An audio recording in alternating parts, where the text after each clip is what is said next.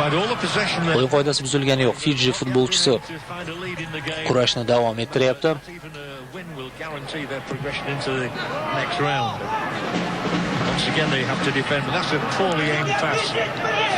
O'yinning dastlabki 15 daqiqasida O'zbekiston jiddiy ustunlikka ega bo'ldi. Ko'proq xavfli vaziyatlar yuzaga keldi, biroq bir marta Fiji haqiqatan ham golga yaqin keldi. Faqat noaniq zarba evaziga foydalana olishmadi vaziyatdan.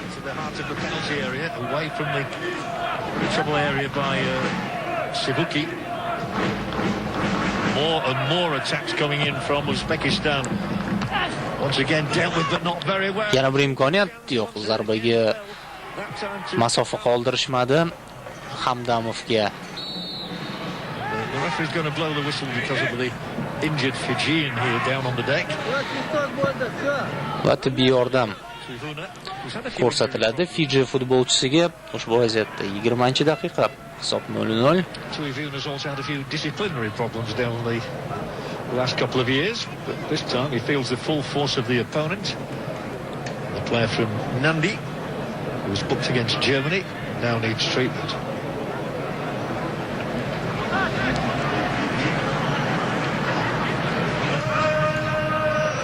Frank Farina, who played in Europe with Uchinchi tur oldidan misol uchun O'zbekiston terma jamoasiga qaraganda Fijining imkoniyatlari yaxshiroq. Ochig'ini tan olish kerak. Biz esa tomosha qilamiz. Shomurodovning zarbasi, keyinchalik O'rinboyev zarba bergan vaziyat. Ikkala vaziyatda ham to'p darvoza to'siniga tegib qaytdi.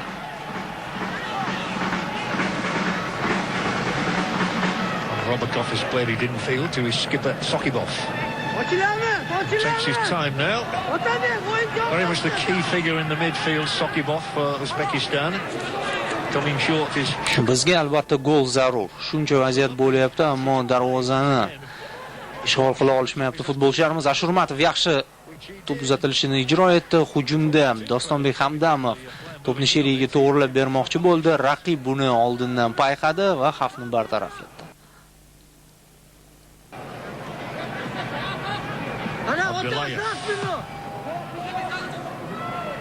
Sohibov jamoa sardori, tarkibdagi tajribali futbolchilardan biri. Endi tajribali deganda bu yerda tengdoshlar o'ynashyapti, faqat Sohibov Oliy liga asosiy tarkibida so'nggi paytlarda muntazam o'ynayapti. Hozir yana bir vaziyat mana shu yerda, lekin Shomurodov yanada muvaffaqiyatli o'ynasa bo'lardi. Yonida hech kim yo'q edi, balki to'pni o'ziga to'g'rilab olgani yaxshimidi. Sohibov Paxtakor safida bu mavsumda agar yaxshi formada bo'lib tursa, asosiy tarkibda maydonga tushyapti. Asosiy tarkib futbolchisiga aylandi.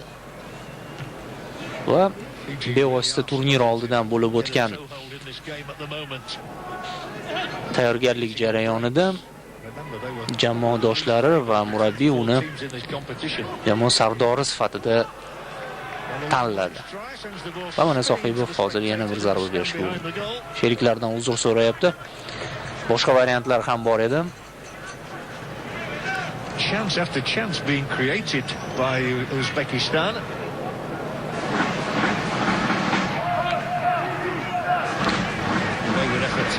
Yigirma 22 daqiqa o'ynaldi. Yo'qotilgan imkoniyatlarni albatta eslayapmiz. Endi ko'rinib turibdi, baribir bizning yigitlarimizda texnika ham, funksional tayyorgarlik, maydonni ko'ra olish, ko'p xususiyatlar, ko'p jihatlar bo'yicha O'zbekiston yoshlar terma jamoasi Fijidan ustunligi ko'rinyapti. Faqat bir narsa bor, Fijida sal futbolchilari tezkor qarshi hujumlarda haqiqatan ham tezkorlik namoyish etyapti. Bizning xatolarimizni kutgan holda qarshi hujumga qochish harakatlari bo'lyapti.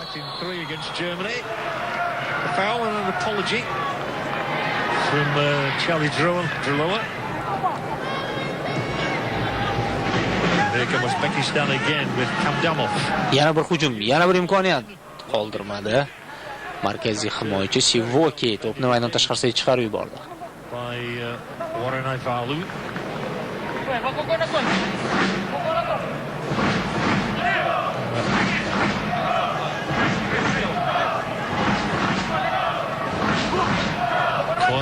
Burchakdan to'p o'yinga kiritib berildi.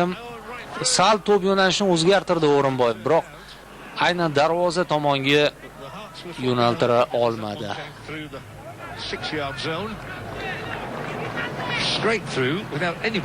Hammasi yaxshi, misol uchun ustunlik bor, hujumlar bor, faqat yakunlovchi zarba yo'q. There must have been at least 6 players in there who could have got a crucial touch on that.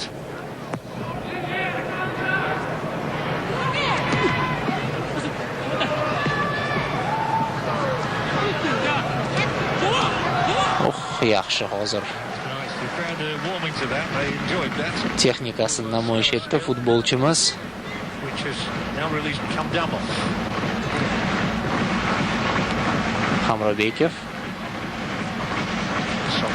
Hamrobekov bu turnirda albatta sal boshqacharoq pozitsiyada harakat qilyapti. Bu pozitsiyaga ko'nikish oson kechmayapti uning uchun. As it is, it's going to be a free kick here. Poor old Solowanga. Endi qo'pollik ishlatildi deb hisoblayapti hakam. Ko'rish kerak. Well, the last time he felt a ferocious tackle, that man number 20 got himself booked, Tursunov. So he's got to be very, very careful. Nahotki Doston Tursunov bo'lsa. The right thing, I think he goes over to apologize to the injured party. Rasman. Hozir Doston Tursunov bemalol ikkinchi sariq kartochkasini olib maydondan chiqib ketishi mumkin edi. Sal xavfli o'ynabdi ochig'i. Tursunov o'zini qo'lga olishi kerak. Ha, u kurashyapti, lekin sariq kartochkasi bor futbolchi bunday tarzda tashlanishi baribir xato. Esingizdami? Shunga o'xshash holat o'smirlar o'rtasidagi chempionatda ro'y bergan. Hal qiluvchi o'yinda qizil kartochka. Bu safar hakam kechirdi. Burchak to'pi Fiji futbolchilar to'pni o'yinga kiritishadi.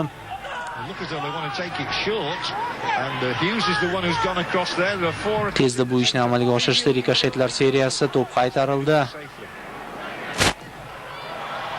Uzoqdan zarba noaniq.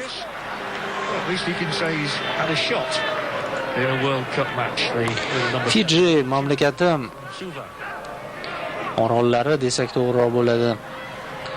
Fiji arxipelagida joylashgan. Tinch okeanining janubiy qismida. Fiji 0, Uzbekistan 0, 26 minutes played. Bir paytlar Fiji orolligi, qirolligi deb nomlangan. Keyin Fiji Respublikasi, Fiji Demokratik Respublikasi, Fiji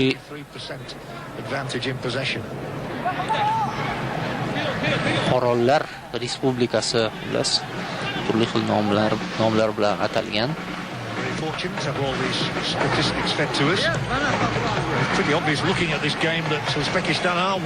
Endi baribir biz uchun, ya'ni futbol ma'nosida Fiji bu yangi mamlakat, hali bu jamoa bilan biz o'ynamaganmiz. Bu jamoa birinchi bor chiqdi jahon chempionatiga.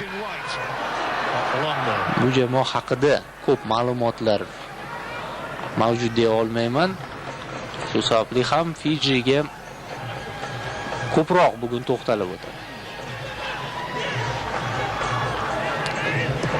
Bizning jamoamizga nisbatan ko'proq to'xtalmayman baribir. Lekin aynan Fiji bo'lgani uchun, yangi nom bo'lgani uchun va ko'pchilik uchun qiziqarli bo'lgani uchun O'zbekiston bilan deyarli baravar Fijiga to'xtalib o'tsam to'g'riroq bo'ladi. The blue shirts converge. Move forward menacingly. This could be ominous. Although when the shot Uzoqdan zarba, burchak to'p ishlab oldi. more than ambitious, and he's rather lucky to get a corner. Akromjon Komilov. A long way wide from the left fullback. Fiji mamlakati poytaxti Suva shahri hisoblanadi. Ushbu mamlakatda ingliz tili va Fiji tilida suhbatlashiladi va hind tilida ham mamlakatning ba'zi hududlarida Plenty of time for Fiji to clear their lines. so'zlashiladi.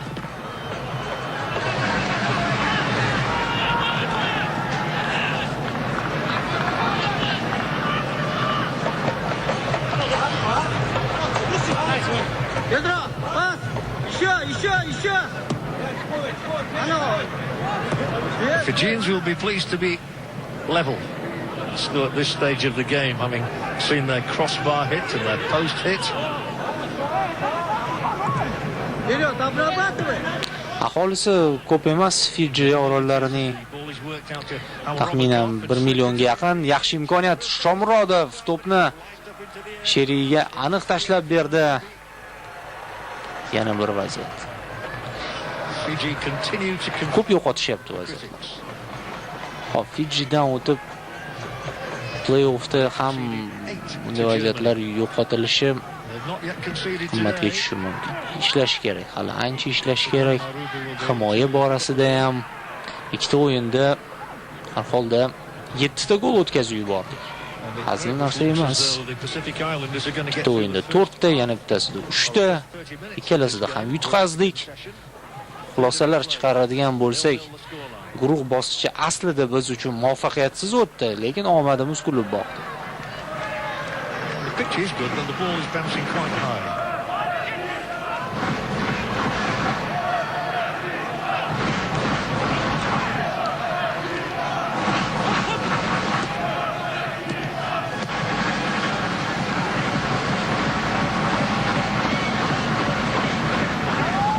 To the wide position for the Shimatov.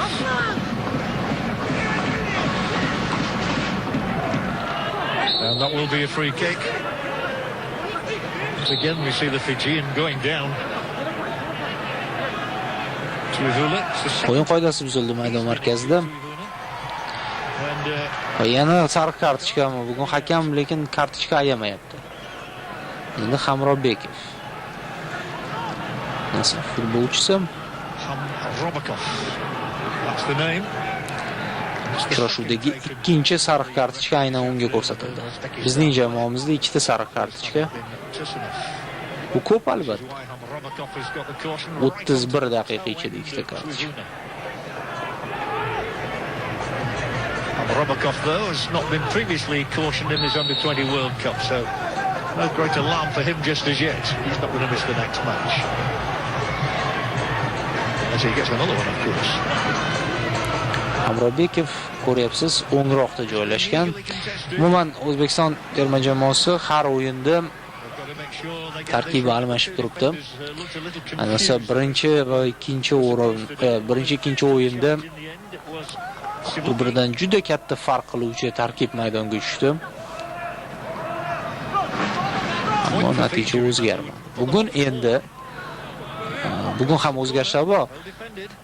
Bugungi tarkib o'sha ikkita muvaffaqiyatsiz o'yindan keyingi chiqarilgan xulosa bilan birgalikda tuzilgan tarkib. Bu tarkibda birinchi o'yinda harakat qilgan futbolchilardan aksariyati va ikkinchi o'yinda ham o'ynaganlardan bir qanchasi ishtirok etyapti.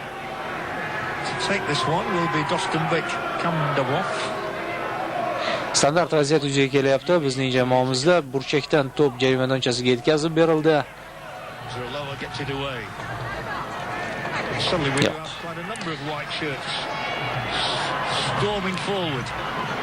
Taxminan 15 daqiqa jamoamiz juda yaxshi o'ynadi. Yana 15 daqiqa o'rtacha.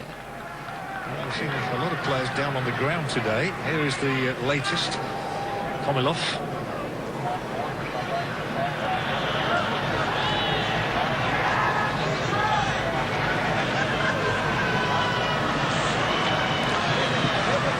Berevuvo.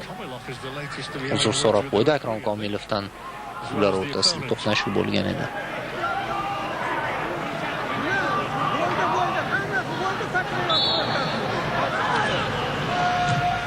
Anxious waits for those substitutes, wondering if they're going to get a taste of action today. Ashurmatov. And if not today, maybe in the next round. Shumatov. Out. Seagulls wheeling around the stadium. Fiji himoyalanyapti va Fiji yomon himoyalanmayapti. Uchta vaziyatda Free kick as well. futbolchilarimizga yo'l qo'yishdi zarba berishga. Futbolchilarimiz uchtasidan foydalana olishmadi. Qolgan holatlarda Fiji Sinclair Solowanga though, he's been subbed in both. gol urish imkoniyatini qoldirmayapti. He netted against Samoa and Papua New Guinea in the qualifiers. But nobody's managed to go. 34 daqiqa ortda qoldi. Nihoyat mana endi Fiji ham sal bo'lsa ham o'z darvozasidan uzoqlashdi. Endi jamoa qanchalik yopiq o'yin ko'rsatsa, biz uchun raqibga shunchalik qiyin. Fiji hujum qilmayapti degani bu jamoa biz uchun oson degani emas. Aksincha qiyin. Hujum qiladigan jamoa bilan o'ynash osonroq. Hujum qiladigan jamoa bo'sh zonalarni ko'proq taqdim etadi. Just outside the 18-yard zone, it's over the top of the first defender, but not over the top of the second one. Once again, good defensive organisation from Fiji. Who is still on the back foot. Faollik ko'rsatdi va to'pni sheriklariga yetkazmoqchi bo'ldi. Otabek Shukurov, markaziy yarim himoyachi. Number 17, Sivuki, who's played in the Oceania Champions League and scored in it as well. Ashurmatov. Out.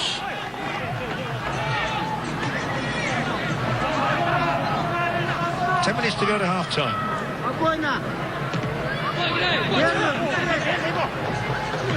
Well, by this time, in the last match against Honduras, Fiji were 2 goals to the good. They've only had one shot today so far. Well, they've had 2 actually, but only one on the roughly on the mark.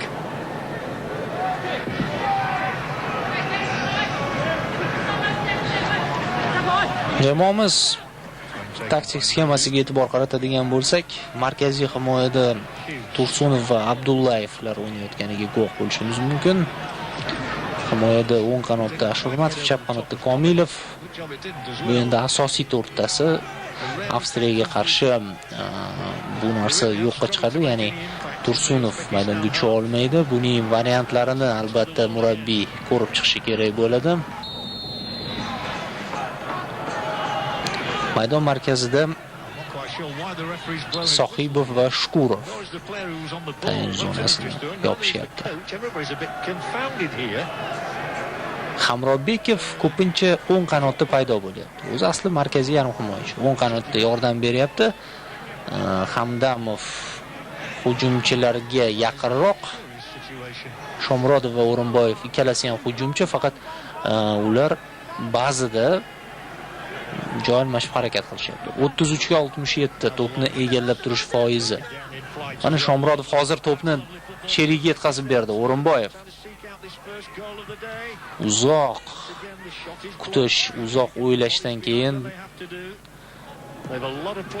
to'pni raqib himoyachilariga qarab yo'naltirdi. Yana bir hujum.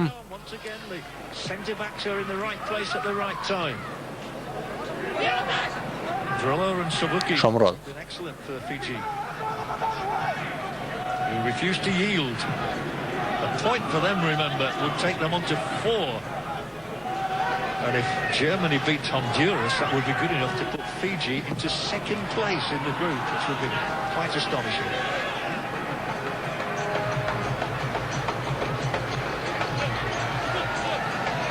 Ibrohim Abdullayev, Paxtakor himoyachisi, o'rinbosarlar tarkibida o'zini ko'rsatib kelyapti. O'smirlar o'rtasidagi turnirlarda barchasida qatnashgan. Hozir esa bizning jamoamizda hujum yuzaga kelmoqda. O'yindan tashqari holat yo'q, biroq Fiji darvozaboni vaziyatni to'g'ri baholab oldinga chiqib keldi va xavfni bartaraf eta oldi.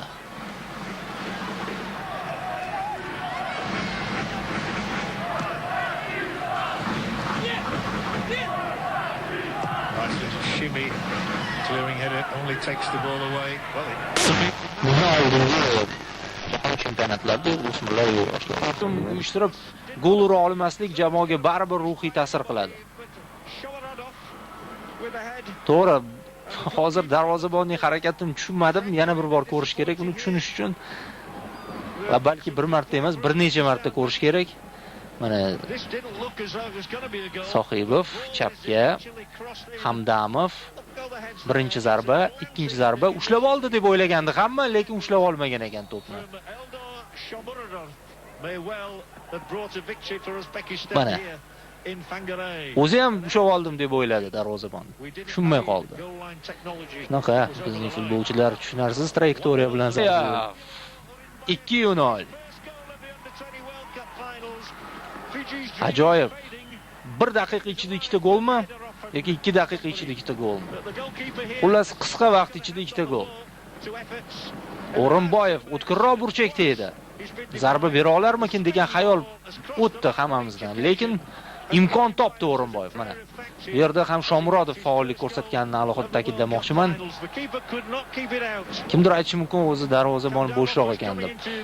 Qo'shilaman, ammo shu bo'shroq darvozabonni xato qilishga majbur etish uchun ham hujum kerak, zarba kerak. Bu yerda endi darvozabon uchun murakkabroq zarba, birinchisiga nisbatan. 2-0 bu endi mana jiddiy qadam bo'ldi deyishimiz mumkin. Hozircha O'zbekiston uchun hammasi ko'ngildagidek kechyapti. Parallel o'yindagi holat. Ikkinchi o'yin Portugaliyaga 0-4 mag'lubiyat, uchinchi o'yin Senegalga 1-2 mag'lubiyat, guruhda 3 ta o'yin, 3 ta mag'lubiyat, to'plar nisbati -6, ochkolar 0. Shimoliy Koreya birinchi o'yin Vengriya 1-5 mag'lubiyat, ikkinchi o'yin Nigeriya 0-4 mag'lubiyat, uchinchi o'yin Braziliyaga 0-3 mag'lubiyat. 3 ta o'yin 0 ochko, to'plar nisbati -11. Ikkita jamoada -11, bittasida -6, uchala jamoa oxirgi o'rin, uchala jamoa birorta ochko to'plamadi. Osiyo qit'asi va O'zbekiston ular orasida. To'g'ri, ikkita o'yin, ikkita mag'lubiyat. To'plar nisbati ham juda yaxshi emas, ammo har holda mana bu uchrashuvda boshqacharoq o'yin ko'rsatib, har holda ochkoga erishishga yaqin turibdi. Endi muxlislardan yashirishning hojati yo'q. Reportaj avvalida ham aytib o'tdim. Bu uchrashuvning tasvirini biroz kechikib bo'lsa-da yozib olingan holda biz sizga havola etyapmiz. To'liqligicha yana bir imkoniyat, zarba noaniq. Yana bir ajoyib imkoniyat. Hamdam. Kayfiyat yaxshi ancha. Yozib olingan holda havola etilyapti. Muxlislar ko'rsin, baribir o'yinni ko'rib, tahlil qilib, jamoamizning imkoniyatlarini qay darajada ekanligi va umuman O'zbekiston yoshlari turnirda mana bu guruhdagi so'nggi o'yinni qanday o'tkazganini bilishni xohlovchilar juda ko'pchilikni tashkil etadi. Talab istaklar bor. Shundan kelib chiqib o'yin namoyish etilyapti. Natijani hamma bilsa kerak. Shunda ham aytib o'tirmayman, lekin hamma bilsa kerak. Shundan kelib chiqib reportajni olib bormoqdaman. Baribir muvaffaqiyatli o'yin bo'lganini bilib turibmiz. Aytmoqchimanki, Osiyo qit'asida faqat O'zbekiston sal bo'lsa ham qit'amiz mavqeini saqlab turibdi. Qolganlar umuman musobaqaga yoki tayyor emas, yoki darajasi shu Osiyo futboli. 20 yoshda. Hamyurtlarimiz yana bir hujum tashkil etishdi. Darvozabon bu safar lekin ushlab oldi to'pni.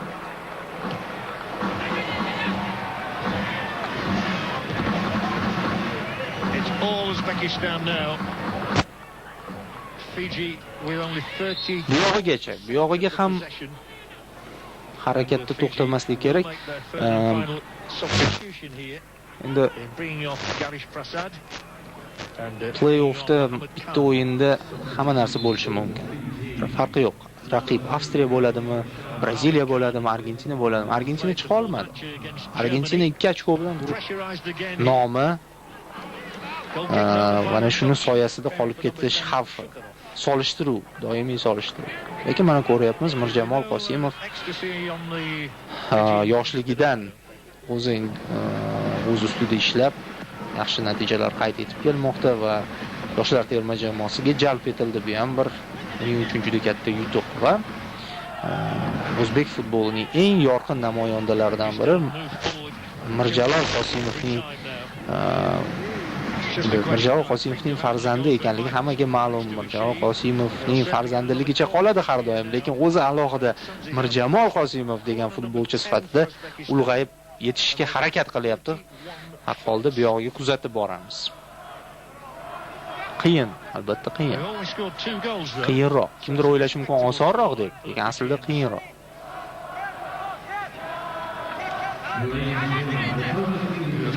Yetmish 75 daqiqa o'ynashdi jamoalar. 0-2. Fiji, O'zbekiston. Damage limitation at the moment. Uzbekistan's corner, flat, awful. Buni oldingi o'yinda boshqa stadionda harakat qilgan jamoamiz mana bu stadionga yaxshi moslashib keta oldi. Vangareydagi Northland Event Center. Havo yaxshi. Stadion menimcha okeanga yaqinroq joylashgan shekilli, har holda qushlarning ko'pligidan ham bilib olishimiz mumkin. Chaykalar suvga yaqin.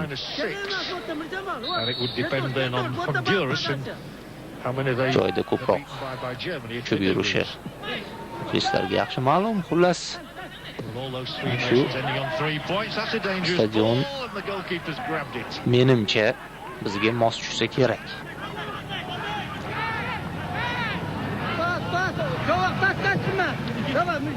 Haydarov doimiy ravishda ko'rsatmalar beryapti.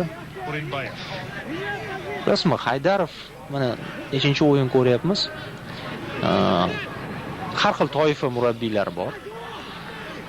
Ayniqsa o'smirlar va yoshlar bilan ishlaydigan murabbiylarning shaxsan menga qiziq boshqaruv uslubi. Ravshan Haydarovning ko'rsatmalarini eshityapman. Xotirjamlik, bosiqlik, qat'iylik va muhimi futbolchilarga dalda bera olish.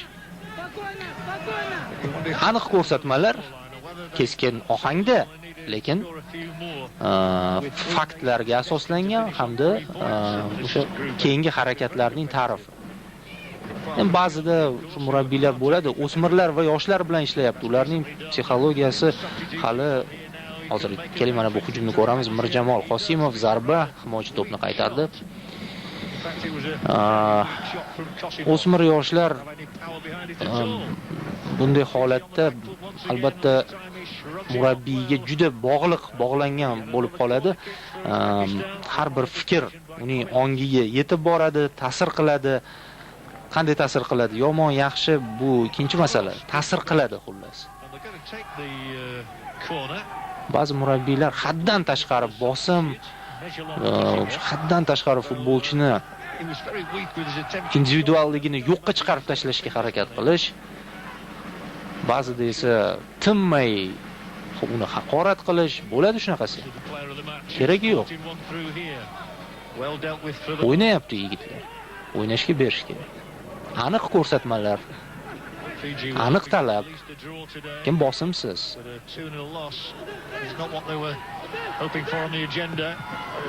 To'p joy maydonchasiga yetkazib berildi. Yana bir imkoniyat. Zarba! Yuqoridan o'tib ketdi to'p. Afsuski, Odil Hamrobbekov mavsum kashfiyotlaridan biri deya e'tirof etilyapti. Hamrobbekov Sohibov zarba berdi. Bizga rejissyorlar dastlab Hamrobbekovni ko'rsatishdi. Menimcha Hamrobbekov to'pni uzatdi. Who had never scored a goal in the Under-20 World Cup finals until they drew 1-1 with England in Egypt 6 years ago. Now they've got 2 today and they're looking for goal number 3. Misol uchun mana shu o'smir yoshlar bilan ishlaydigan ba'zi murabbiylar shunday izohlashadiki, shu holatni, ya'ni haqoratlash, qandaydir bosim qilish bunday yoshda intizom buziladi agar shunday muomala qilmasa deb aytishadi. Lekin bilasizmi? Intizomni saqlab turish uchun faqat urushish, so'kish emas. Shunday obro'si futbolchilar orasida mavqei shunday bo'lish kerakki murabbiy. Bir og'iz so'zi unga o'sha urushib so'kkandan ko'ra ko'proq ta'sir qilishi kerak. Mana shunda menimcha hammasi joyida bo'ladi. Va aytmoqchimanki, xullas mana shu Ravshan Haydarov mana ko'ryapmiz. Nolni masalan o'smirlar, yoshlar bilan ishlagan. Dilshod Nuraliyev, Ahmadjon Musayev, Yevstafiyevlarda eshitganmiz ko'rsatmalar. Xotirjam.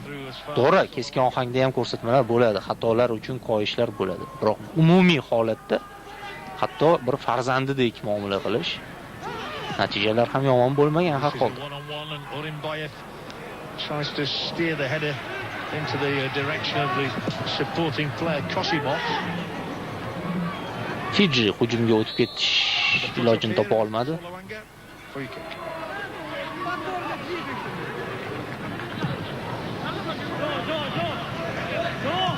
He's a very competitive player. He's through the midfield. Va yana bir hujum. Pozitsion hujum.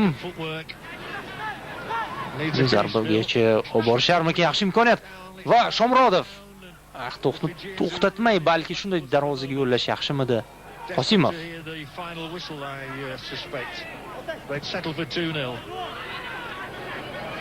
They've never really looked like getting a goal of their own today. Hamrobek yuqoridan yaxshi G'iyosov. Burchak to'pi ishlab olmoqda Xurshid G'iyosov. Uzbekistan in terms of corner kicks. A rather tired look on the face. Xurshid o'yinga faol kirishib ketdi. Yomon emas. Eng muhimi mana ishonch paydo bo'ldi yigitlarimizda, tabassum, xotirjamlik paydo bo'ldi yuzlarida. Bu yaxshi. Uzbekistan player Shukurov has gone asking for a short ball. It is going to be longer though. It's easily away. Once again they can't retain possession, but it's steered back to the goalkeeper. Jahon chempionatlarida kim qanday qatnashishi albatta muhim. Lekin eng muhimi mana bitta jamoa shakllanib bo'ldi. 20 yosh bo'ldi, professional. Tayyor futbolchi. Yo'qotmaslik kerak. Avlodni yo'qotmaslik kerak. Buning uchun kim mas'ul? Hamma klublar, terma jamoalar bo'yicha mutasaddilar, federatsiya. Har birimiz futbolchilarning o'zi ham, ularning kerak bo'lsa tanish bilish ota-onasi. Bunday murojaatlarni ochig'i ko'p efir orqali aytganman, futbolchilarning o'ziga murojaatimda ham. To'xtash kerak emas. Bu boshlanishi, bu hammasi unutiladi. Ertaga jiddiy turnirlarda talab boshqacha bo'ladi. Ishlash kerak. Yaxshi imkoniyat va Shomurodov turnirdagi 3-golni urishga yaqin keldi hozir. Juda yaxshi o'ynadi, mana e'tibor bering. Burchakka kelib, raqibdan qochib, to'pni to'xtatib, sal mo'ljaldadi adashdi, salgina. Yaxshi o'ynayapti bu Shomurodov. Davom ettirish kerak. Va yana bir o'zgarish jamoamizda. Shomurodov chiqib ketyapti. Katta ish bajardi bugun Shomurodov. Gol urdi, mana uning goli. Bu birinchisi muhim, juda muhim gol. Mana Haydarov, e'tibor bering buni. O'zi urdi deyarli bu golni, xayolan. Butun bu Shomurodovning maydondagi xatti-harakatlarini ko'rsatib berdi. Bu murabbiyning yuragi hozir futbolchilarnikidan ko'p bo'lsa ko'pki, kam emas, yonayotganidan dalolat.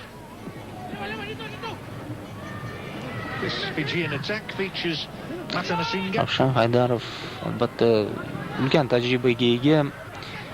O'zbekiston milliy terma jamoasini boshqargan, klublarda faoliyat olib borgan, mamlakatimiz miqyosida ko'plab ijobiy natijalar qayd etgan, sovrinlar qo'lga kiritgan. Bunday murabbiy yoshlar bilan ishlayotgani bu albatta yaxshi. Lekin shunga yarasha unga ishlash imkoniyatlari taqdim etilishi kerak. Xotirjamlik bilan o'z ishini bajarish sharoiti yaratib berilishi kerak. Shomurodov, qoyil. Gol va assistentlik. Uning o'rniga Ravshanbek Xursanov tushganini yana ta'kidlab o'tmoqchiman. 18-raqamda Ravshanbek Xursanov. Paxtakor tarbiyalanuvchisi, hujumchi.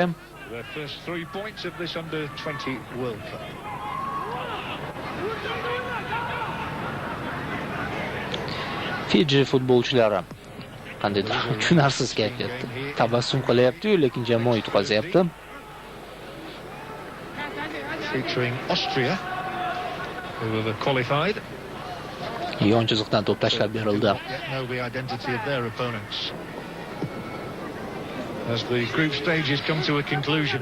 F guruhida ikkinchi o'rinni egallagan jamoa nimchorakda Avstriya terma jamoasiga raqib bo'ladi. Avstriya terma jamoasi o'z guruhida ikkinchi o'rinni egalladi. B guruhi. Aynan Argentina qolib ketgan guruh. Avstriya o'sha yerda ikkinchi o'rinni oldi. 5 ochko to'pladi, birorta o'yinda yutqazmadi. Sariq kartochka. Ikkala o'yin oxirida qo'pol o'ynadi Qosimovga nisbatan. Well, we had a couple of cards early in the match and I thought the referee might have a sprinkling of them today, but not so. Tashqi ko'rinishi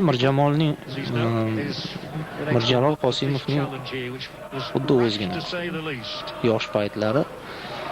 Agar shu oldingi lavhalarni tomosha qilsangiz, uning ustiga 4-raqam, uning ustiga chapaqay, playmaker, jarimalarni ijro etadi. Go'yoki Mirjalol Qosimov yana yosh holatiga qaytgan. Ammo hali Mirjalol bo'lishi uchun ancha ishlash kerak. Ishlasin, bo'lsin va o'sha o'yinlarni ko'rsatsin. Up into the danger zone. And away from the danger zone, not very far. Ketma-ket vaziyatlar yuzaga kelyapti. Jamoamiz hujum qilishda to'xtamayapti. Iloji boricha hisobni yiriklashtirishmoqchi. Chunki ular hali bilishmaydi Germaniya qayd etayotgan natijani. Germaniya esa yirik hisobda yengdi Gondurasni 5-1. Qoyil Germaniya, hech narsa kerak emasdi ularga 3-turda. O'yin natijasi umuman kerak emasdi. Qoyil yirik hisobda g'alaba qozonishdi. Gondurasning to'plar nisbati yomonlashib ketdi. Demak, ikkinchi o'rin Avstriyaga ro'baro bo'ladi. O'yin 11-iyun kuni o'tkaziladi ertalab soat 9da va ana shu o'ringa O'zbekiston yaqqol da'vogar bo'lib turibdi. Agar voqealar bunday davom etadigan bo'lsa, bizning guruhdan 3 ta jamoa chiqmaydiganga o'xshayapti. To'plar nisbati bo'yicha 3 ochko to'plagan Gonduras va Fiji. Uchinchi o'rinda joylashgan jamoalar orasida Vengriyadan qolib ketishi mumkin. Vengriyada +1, Gondurasda va Fijida minus. Hozircha minus. Senegal Ukraina juftligini ham ta'kidlab o'tish kerak. Senegal Ukraina juftligi nimchorak finalda. O'sha juftlikda g'olib chiqqan jamoa chorak finalda Avstriya va katta ehtimol 90-daqiqa uchrashuvning asosiy vaqti tugayapti va bu narsa O'zbekiston yoshlar terma jamoasini Jahon chempionati play-off o'yiniga tobora yaqinlashtiryapti. Hech kim ishonmaganda ikkita mag'lubiyatdan keyin ikkinchi o'rinni egallash mumkinligiga. Va hozir Tired contribution. Oz qolyapti. Zarba. Qosimov darvozamon to'pni egallab oldi. Harakat qilyapti. Qosimov maydonga tushgach faollik ko'rsatishga, o'yinga ta'sir qilishga, ijobiy ta'sir qilishga. So there will be a disappointment for the Fijians, so close and yet so far away from making even greater history. But they can certainly look back with some pride on their achievements here in New Zealand. Asosiy vaqt tugadi. Endi bu o'yinga uzoq bilan 3 daqiqa qo'shiladi. Ha, 3 daqiqa.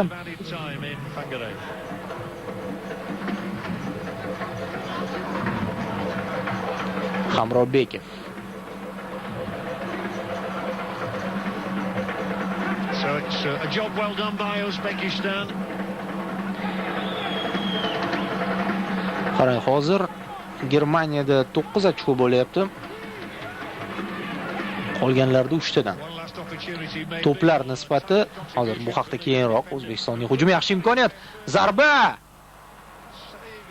Urish kerak edi. Ursanov. Birinchi navbatda zaxiradagi futbolchi urishi bu juda ahamiyatli. Buning ustiga zaxiradagi futbolchi G'iyosov to'pni yetkazib berdi. Bugun zaxiradan tushgan futbolchilar deylik, bugun zaxiradan tushib o'yinni kuchaytira olishyapti. Demak, 3 tadan ochko to'plar nisbati hammasini hal qilyaptimi? To'plar nisbati hozir O'zbekistonda -2 bo'lib turibdi. -2, hozir Gondurasda -5, hozir -6, Fijida -6. -2, -6, bizda eng yaxshi to'plar nisbati 3 ochko. Bu endi aniq va to'plar nisbati ham endi yaxshilanmaydi. Hozirdan aytib o'tishim kerak. O'zbekiston yoshlar terma jamoasi bir necha o'yindan keyin, ikkita o'yindan keyin muxlislarni ranjitdi, lekin yakunda, guruh bosqichi yakunida baribir xursand qildi. Ishonchli g'alabaga erishyapti Fiji ustidan va birgina g'alaba guruhdan chiqishga hozircha yetarli bo'lyapti. Yana bir muhim jihat, ikkinchi o'rin bilan chiqyapti. Chunki bu o'rin bilan chiqsa, qaysidir guruh yetakchisi bilan to'qnashardi. Zarba 3-0. 3-0 Mirjamol Qosimov.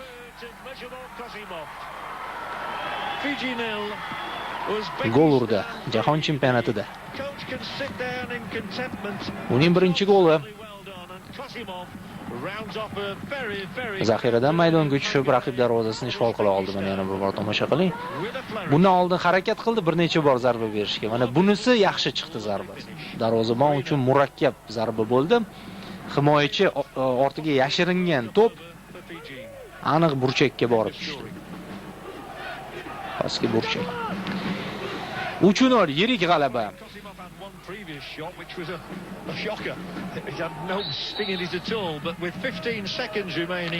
Oxirgi daqiqada, 93-daqiqada Mirjamol Qosimov gol urdi. Demak, endi aniq 11-iyun kuni O'zbekiston yoshlar terma jamoasi Avstriya bilan to'qnash keladi nimchorakda. Chorak final yo'llanmasi uchun ertalab soat 9 da o'tkaziladi uchrashuv. Tabriklaymiz futbolchilarimizni, murabbiylarimizni va albatta ularning yaqinlarini, ular ekran qarshisida o'yinni tomosha qilayotgan bo'lishlari mumkin.